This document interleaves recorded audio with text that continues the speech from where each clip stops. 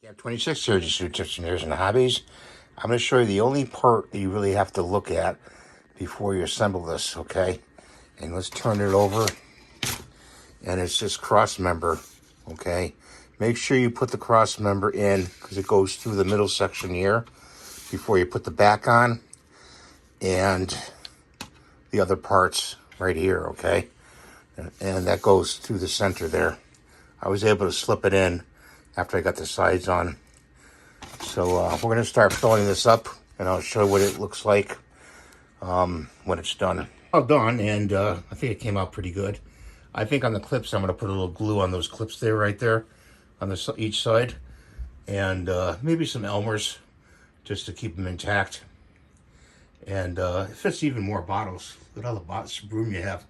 A very good value. I'll put the link to Amazon below if you want to get this item for your paint shop. So thanks for watching. Have a good day, and we'll see you in the next video.